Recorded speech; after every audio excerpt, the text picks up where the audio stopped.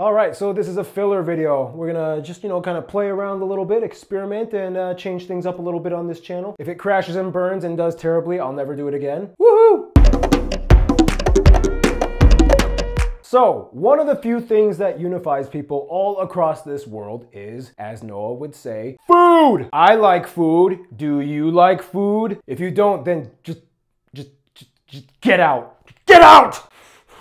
So anyway, now I am not a chef by any means. I've never aspired to be one. I mean, I can kind of survive with what I know, but like, I am by no means amazing. However, for me personally, when I really like something or if I'm really interested in something, I have to learn how to make it or do it or memorize it, whatever. That's how my brain works. Now, if you've been watching Geography Now for a while, you'll know that I've mentioned PALAK paneer a few times. This is my favorite Indian dish and probably one of my top 3 favorite dishes of all time. Supposedly, it originates in northern India, and it is basically a thick spinach paste curry with paneer cheese cubes. It's made quite a few different ways, but I like the smooth, pasty kind. All I know is that I really love this dish. Sometimes I just have a PALAK paneer craving, but the problem is this dish is not always easily available. Like, some stores have like pre-packaged versions of it, but they're always just kind of a little off. Like, sometimes it has preservatives in it, or they use like seed oils instead of ghee, or the paneer cheese is questionable. Like, it's only good if it's freshly made. And that's the thing, like, if you go to an Indian restaurant, it tastes great, but I've noticed some Indian restaurants, they'll kind of cheat and cut corners a little bit. They might use firm tofu instead of paneer cheese because they have very similar textures. Now, I personally try to avoid soy in my diet. Yeah, I'm one of those guys. And to the untrained palate, you might not be able to tell the difference, but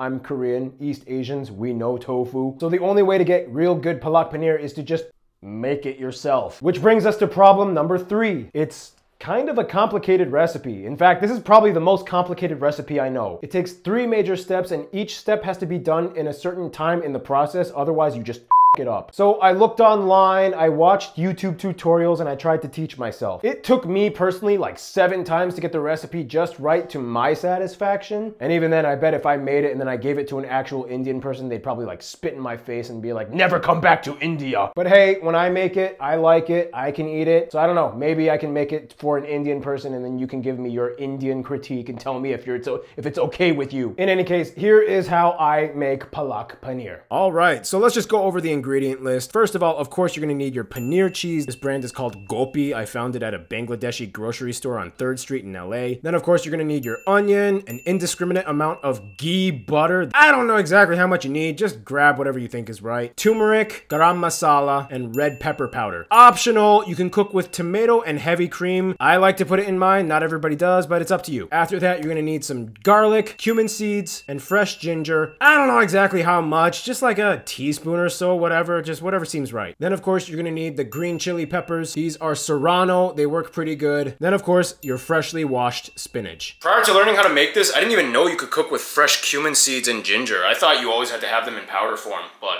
I'm learning! Now you gotta cut up that onion, actually dice it. If you don't know how to dice, basically you just cut it horizontal, vertical, and then cut across the checkerboard, like so. Put that in the bowl. Cut up your Serrano pepper. First, cut it lengthwise, and then chop it like this. Done. Put it in the bowl. Then the tomato, chop it. Yeah, you get the whole point. Put it in the bowl. All right, so now we work on the paneer cheese. This is the second part. Chop it into rectangles, then salt both sides of the paneer cheese. You're gonna need to salt them before you cook them. Now we move on to the next phase, boiling the spinach. Now, here I am putting it in and everything up. I'm like, oh shoot.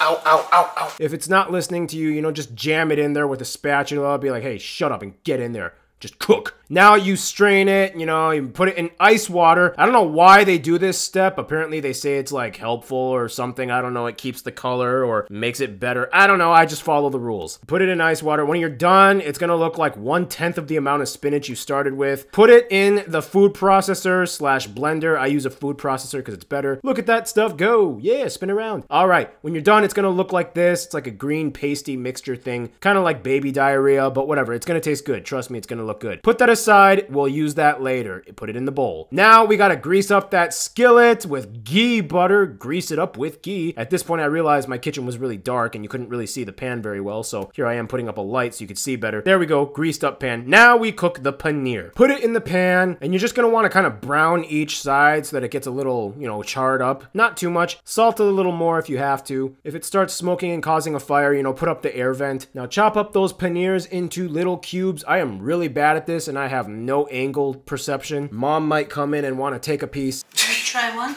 Sure.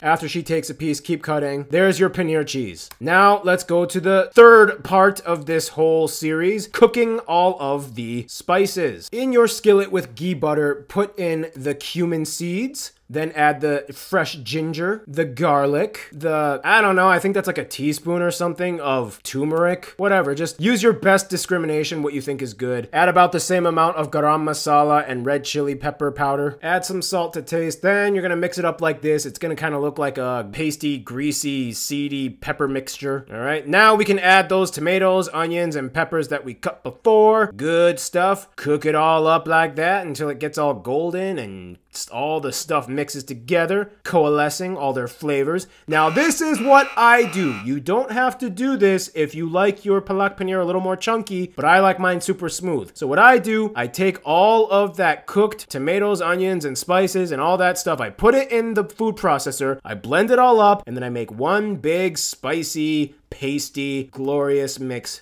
which looks like this. Still smoking. Put it back into the pan. By the way, I always use cast iron skillets because they just always make food taste better. I never trust that non-stick stuff with the Teflon and all the chemicals. If you don't have a cast iron, I recommend stainless steel. Put that stuff back on the stove. Now, the glory moment. We add the pureed spinach. Oh yeah. This is when all the stuff gets good. The green color is gonna take over everything. Make sure to taste it a little bit. Add some salt or pepper if you don't think it's salty or spicy enough. Whatever you think is good. Then you finally add the paneer cheese. Oh yes, this is gonna get good. You mix that up until it is nice and all together. Now here's the optional part. A lot of times people add heavy cream or yogurt to their PALAK paneer. You don't have to do this, but if you really want, you can. When you mix it in, it just kind of makes it a little bit lighter and creamier in the texture and flavoring. You might have to add more pepper because the cream kind of takes away from the spiciness, so just use your best discrimination. Keep taste testing it, and that is it. We are ready to serve. Good PALAK paneer. Oh, just look at that goodness. Mm! Okay, ready? Cheers. Mm. I am good at making this. Here's some of the leftovers. I put it in my Tupperware.